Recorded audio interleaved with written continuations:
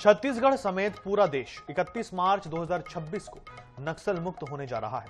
छत्तीसगढ़, मध्य प्रदेश, महाराष्ट्र, तेलंगाना, आंध्र प्रदेश, झारखंड, ओडिशा समेत कई राज्यों के लिए बड़ी उपलब्धि होगी। अब इसकी गूंज संसद में सुनाई देगी। गृह मंत्री अमित शाह लोकसभा में भारत के नक्सल मुक्त होने को लेकर विस्तृत जानकारी देंगे। रणनीतिक और सियासी तौर पर क्या है इसके मायने, क्या कहते हैं इसे लेकर जिम्मेदार, रिपोर्ट में देखिए। भारत की संसद में 30 मार्च को नक्सल मुक्त भारत पर चर्चा होगी। लोकसभा में नियम 193 के तहत चर्चा की जाएगी। चर्चा की शुरुआत शिवसेना सांसद श्रीकांत शिंदे करेंगे। चर्चा के बाद गृह मंत्री अमित शाह लोकसभा में नक्सल मुक्त भारत को लेकर वक्तव्य देंगे, जिसमें नक्सलवाद के खात्मे और आगामी रणनीतियों को लेकर विस्तृत जानकारी होगी। 30 मार्च को लोकसभा में नियम 193 के तहत चर्चा होगी। सदन में होगी नक्सल मुक्त भारत पर चर्चा। लोकसभा में सुनाई जाएगी नक्सलवाद पर नकेल की दास्तां। 2 सालों में सिर्फ छत्तीसगढ़ में 3000 से ज्यादा नक्सलियों ने की मुख्यधारा में वापसी। 525 दुर्दांत नक्सलियों को सुरक्षा बलों ने किया न्यूट्रलाइज। 2000 से ज्यादा गिरफ्तार।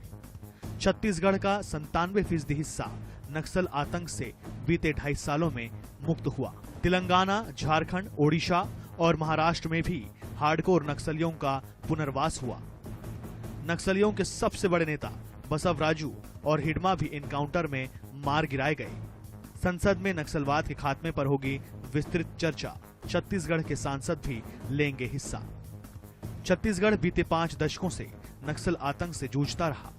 नक्सलवाद का खात्मा प्रदेश ही नहीं, देश के लिए भी ऐतिहासिक क्षण है।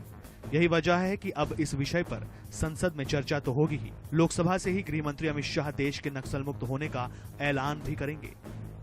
एक बार फिर कांग्रेस जहां इसे लेकर सवाल उठा रही है, तंज कस रही है, पीसीसी चीफ दीपक बैज 31 मार्च के बाद की स्थिति पर प्रश्न पूछ रहे हैं।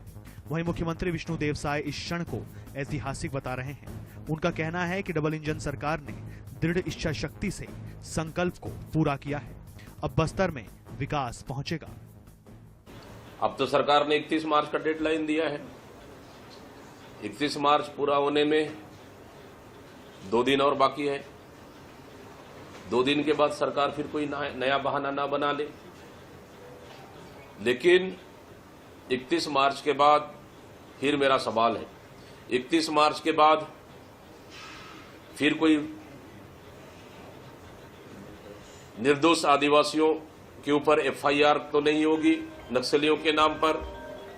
निर्दोष आदिवासियों को नक्सली नाम पर जेल तो नहीं भेजेगी सरकार? सौभाग्य है कि डबल इंजन की सरकार और माननीय हमारे प्रधानमंत्री श्री नरेंद्र मोदी जी और गृह मंत्री जी दोनों की दृढ़ इच्छा शक्ति के कारण और हमारे जवानों के अदम्य साहस के कारण जो माननीय गृह मंत्री जी का संकल्प था 31 मार्च 2026 तक पूरे देश से नक्सलवाद को समाप्त करना, बिल्कुल उनका संकल्प पूरा हो रहा है।